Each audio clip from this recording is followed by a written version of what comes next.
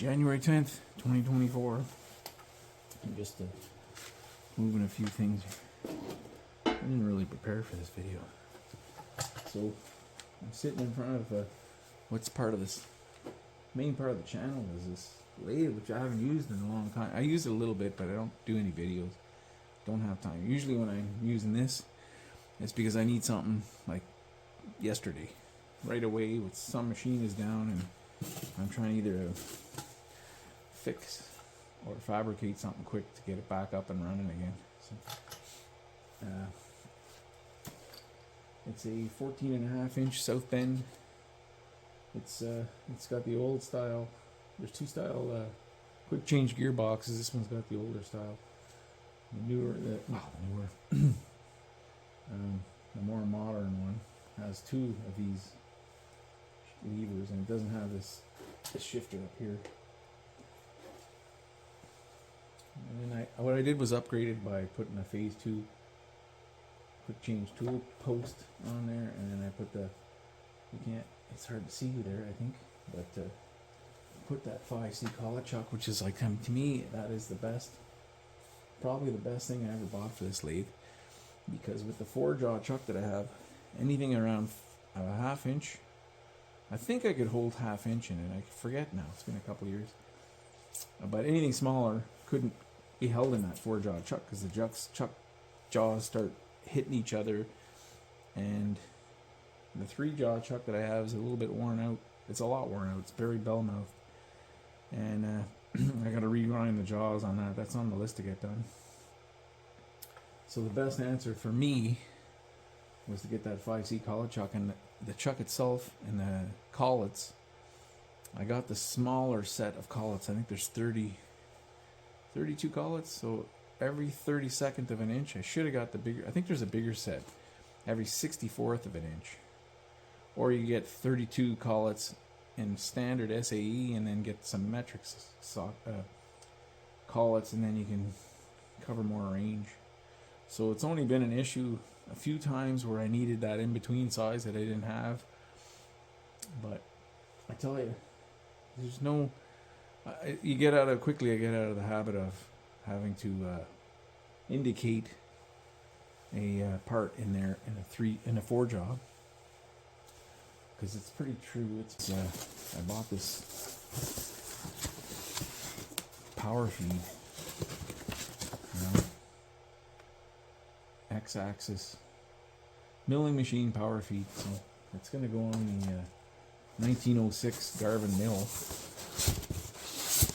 which is it's not really designed for one of these to go on there, so there's going to be a lot of modifications. B-Roar. So this was like $165 plus tax, free delivery. I mean, I've been looking at these since I bought that mill almost 10 years ago now, and I was looking at $400 and up for these plus shipping at that time. I think 400 was the best price I got. So 165, it wasn't. I didn't think twice about it. I just bought it. And arrived a couple of days ago. None of this stuff. This plate won't fit on that mill. I either have to slice the top of this edge off, or this will be sticking up above the table, which I don't want. And then the back is all hollow, so I got to drill a couple holes here. How do you deal with this hollow area? I don't know. Maybe I can put a bushing, drill down into this and remove that part and put a bushing. I don't know. I've got some figuring to do, and then I got a list of parts I gotta get. I gotta get a T-slot. If I want to use these stops, these are the switch here for the stop. It's right here, and then you put that on a T-slot, and then that stops it. Both sides. So if I want that to work, I have to get a T-slot.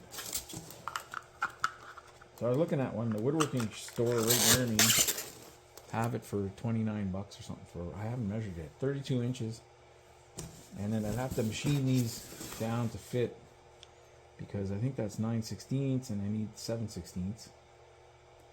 So much smaller than that and thinner. So that's not a problem. I can do that. And but the most complicated part is the shaft that's got to go through here. And the parts up the yin yang here.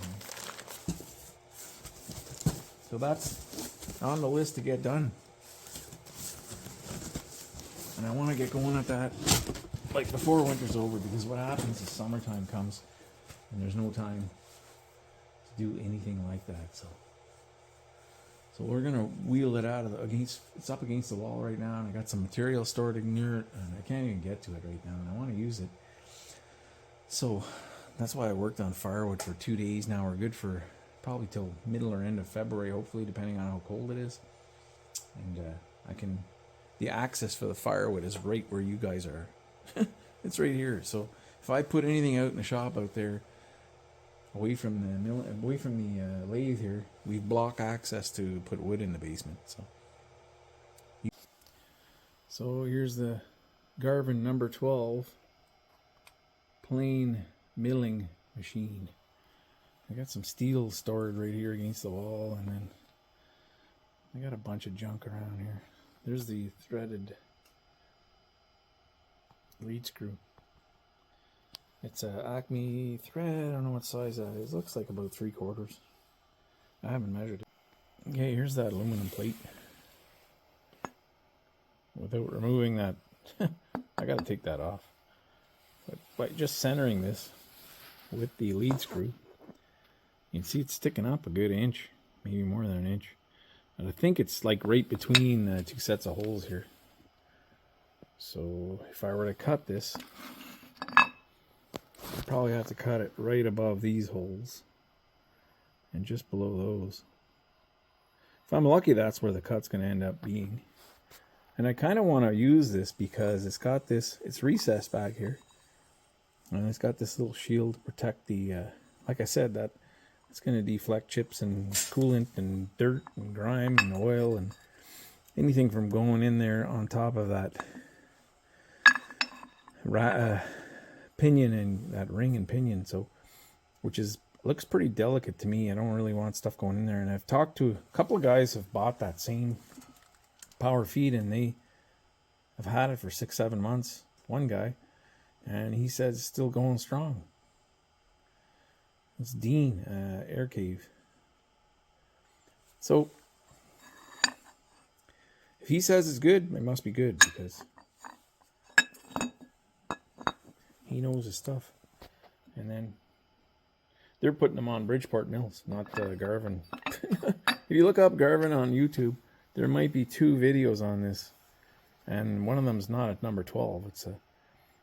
I think it's a really, really rare. There it is, Garvin. That was really easy to remove.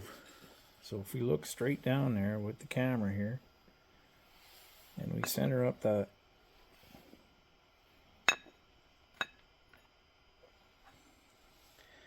yeah, we're above those holes. I could still cut below those holes. They're going to be kind of useless anyway, so I think that might work. I think that's what I'm going to do. And these 2 outboard holes will be one here and one way out here. There's room for 2 more. One here. I don't know about this 4th one. I could also use, these are probably threaded here, maybe. No, I think they're not. No, they won't be. I don't think they're going to be accessible, those. Okay. Let's get straight on there. That's probably where it's going to be, right there. I don't think it would be a good idea to mount this with this piece sticking up above there.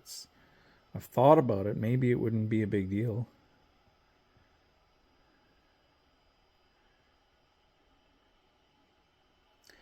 Let me know what you guys would do.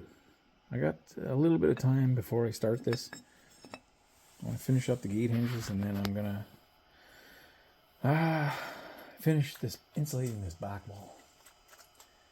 Then we're going to start this probably in February, I'm hoping. Probably wouldn't be sooner than February. So What would you guys do? I don't think there's too many Garvin mills out there with a power feed like this. Maybe there are. Maybe I'm one of many, but I doubt it. At least they're not on YouTube. I can't find them. Let me know what you guys would do. We got some things to consider here. But that's what I'm thinking of.